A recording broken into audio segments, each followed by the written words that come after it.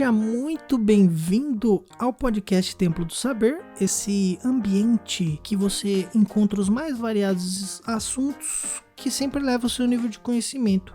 Hoje a gente vai entender um pouquinho o que é governança corporativa, né?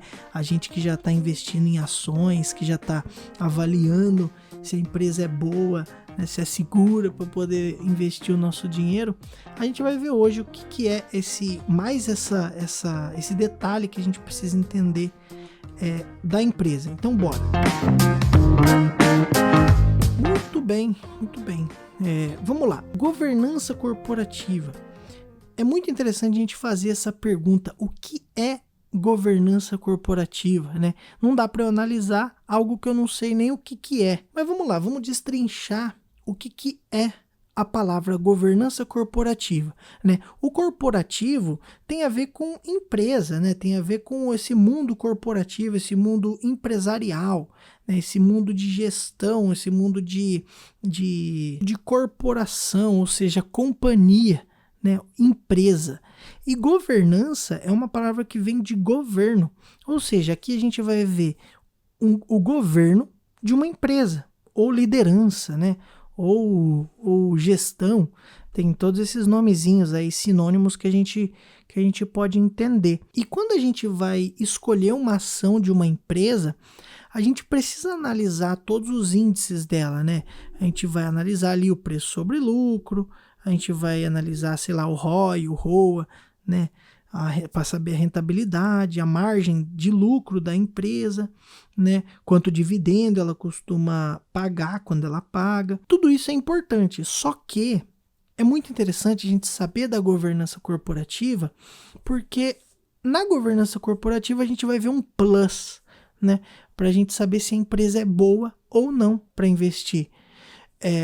Assim, eu acredito na governança corporativa sendo esse plus, porque a gente vai entender o quão sério a empresa é perante até os acionistas. Porque pensa, o CEO é importante na empresa? Sim, muito importante. É ele que vai tomar as decisões da empresa, ele que vai dirigir a empresa rumo a um objetivo claro de muitos lucros ou de grande crescimento. Só que os acionistas são importantes? Sim, são muito importantes, porque através dos acionistas que vai vir o dinheiro que vai ser dado na mão do CEO, né, da empresa. Óbvio, eu estou falando aqui de uma maneira bem grosseira, para ele dirigir, né, essa empresa e colocar ela no rumo certo. E aí o que acontece? Com essa governança corporativa, a gente tem respaldo. Quando acontecem certos eventos, que a gente vai ver mais agora adiante, é que a gente está respaldado igual o CEO, igual a administração e a empresa como um todo, né? Eu vou dar um exemplo aqui. Imagina aqui que a gente vai investir, sei lá, em Banco do Brasil, né? Lembrando que isso não é a recomendação de investimento, tá? E eu coloco o meu dinheiro lá, depois de saber todos esses índices, né? Essa administração da empresa, né? Se a empresa cumpre todas as leis, por exemplo, né? Que é uma coisa bem importante da gente entender, né? A gente vê aí o exemplo até da Americanas, como é que está se desenrolando, mas enfim, além do que a administração da empresa, eu vou analisar para dar mais segurança para mim, né? Porque por mais que a gente possua uma visão arrojada, uma visão mais propensa a adquirir, né? A tomar riscos para poder ter um ganho maior, a gente gosta de segurança ainda. A gente procura lapsos de segurança dentro desse mundo variável, né, das ações. E o que vai mostrar, vai dar esse plus para a gente é a governança corporativa. Aqui a gente vai entender a seriedade que a empresa tem frente aos acionistas da empresa. E entendendo o que é essa governança corporativa, né, esse plus, esse a mais que a empresa vai fazer para que a gente acionista se sinta mais seguro, a gente vai ver alguns pontos que eu acho interessante aqui para a gente entender mais ou menos para vocês entenderem, na verdade, mais ou menos, como que acontece essa governança corporativa, né? Existem regras que eles precisam seguir para atingirem níveis de governança corporativa, e cada nível ele vai expressar se a empresa é mais ou menos séria, né? Enfim, vamos dar uma olhada nisso daí. Muito bem, quando a gente se trata de governança corporativa, como eu disse agora mais cedo, a empresa ela vai tomar uma série de precauções e uma série de cuidados que vai deixar ela em alguns níveis. E esses níveis vai mostrar se a empresa é mais segura ou menos segura para poder investir ou não, né? E aí existem vários níveis, só que a gente vai falar de 3 níveis aqui. E por que esses 3 níveis, né? Porque existe um nível tradicional e existe o nível Bovespa+. Só que o mais comum da gente ver é o nível 1, nível 2 e o nível novo mercado, né? E a gente vai ver o que cada um fala agora no caso. A gente viu mais cedo que as empresas elas vão tomar certos cuidados, né? E cada nível ele aumenta o cuidado que essa empresa vai ter e de acordo com o que pede, né, no caso. E eu separei aqui alguns cuidados que ela precisa ter e a gente vai discutir eles em cada nível. Por exemplo, a gente vai ver aqui o tipo de ação que cada nível contempla. A gente vai ver também uma porcentagem de free float, que é livre flutuação. A gente vai ver tag along, a gente vai ver o que é isso. A gente vai ver as demonstrações financeiras da empresa e a gente vai ver os fatos relevantes que essa empresa tem. Vamos lá. No nível 1, quando a gente tem uma empresa do nível 1, o tipo de ação que essa empresa ela contempla é as ações ON e as ações PN. Ou seja, a gente entende que tanto ações ordinárias como ações preferenciais, no nível 1, ela pode emitir. Free float. Vamos lá, passando por free float, a gente entende que a livre flutuação precisa ser de no mínimo 25%. Esse free float basicamente um percentual mínimo de ações que tem que estar em circulação, ou seja, precisa ter meio que uma liquidez mínima, né? Ainda no nível 1, o tag along, ela seria uma tag alongada, né? Ou seja, imagina que o CEO, a empresa é vendida, imagina aí, ó, a gente tava falando de banco agora mais cedo, imagina que o Banco do Brasil não, que é estatal, vamos lá, imagina que o Itaú compra, sei lá, imagina que o Itaú compra o Bradesco. Nossa, eu tô jogando um exemplo bem esdrúxulo aqui. Ou seja, vai mudar toda a gestão da empresa. E aí o que acontece?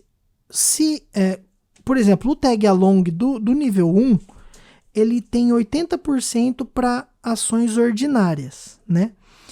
E aí que tá o ponto. Quando o tag along é 80%, a empresa que comprou, por exemplo, o Bradesco, que você tem ações do Bradesco, eles são obrigados a pagar até 80%, ou melhor, 80% para as ações ON. Então, se você comprou uma ação, por exemplo, aqui do Bradesco a R$10, eles são obrigados a pagar R$8 para você.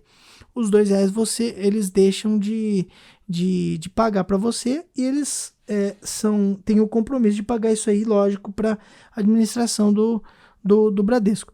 Mas enfim, você entende que eu comprei essa ação a R$10, né? Ela vale R$10, só que esse tag along, no nível 1, ele vai me pagar 80% do valor das ONs em caso de venda, né, da empresa para outra, ou mudança de administração. Você entende? No nível 1 não tem tanta cobrança assim. E no caso, as demonstrações financeiras e os fatos relevantes das empresas, eles têm que vir em português, né? Esse é um requisito. Quando a gente passa para o nível 2, os tipos de ações são tanto ON como PN, pode ser emitida. O free float, que é a livre flutuação, que seria uma liquidez mínima, vai ser de 25% também.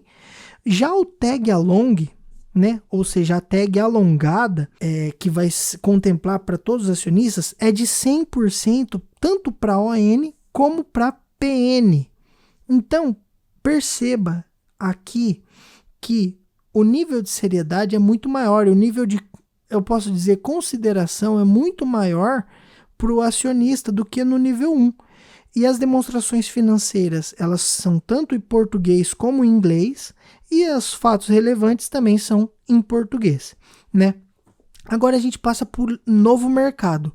Do mesmo jeito, a gente vai ter um free float de 25%, né? Igual às outras. A gente vai ter um tag along de 100% para as ações ON, que são as ações ordinárias, e aqui tem um ponto. Vocês viram que eu não falei o tipo de ação dela? É porque o tipo de ação de uma empresa que tem o novo mercado tem que ser 100% de ações ON, né? O tipo de ação de uma empresa que está no nível novo mercado, ela pode emitir somente ações ON, que são aquelas ações que dá direito a voto dentro da empresa, né? E as demonstrações financeiras português e os fatos relevantes português e inglês, né? Enfim, pessoal, a governança corporativa é essa questão, essa consideração a mais que a empresa vai ter com o acionista que injeta dinheiro na empresa, né? Sabendo o nível que ela está e sabendo a seriedade que ela toma, né, para a gestão dessa empresa, a gente entende que é mais seguro ou não colocar o nosso dinheiro nessa companhia que a gente vai estar comprando e virando sócio, né, quando a gente compra essa ação. Mas enfim, para vocês terem uma ideia, o nível tradicional, que a gente nem viu aqui, ele nem traz uma circulação mínima, sabe? Então, por exemplo, imagina, nesse tradicional aqui, quando a gente vê um free float, uma livre flutuação, uma liquidez mínima, no nível tradicional não tem regras, né? Então, a gente até desconsidera empresas que estejam no nível tradicional. Mas, enfim, é muito interessante a gente saber disso daí para a gente estar respaldado, né, por essa análise e entender a seriedade da empresa no decorrer do tempo e no longo prazo, para que a gente tenha uns dividendos, né, e uma renda passiva robusta.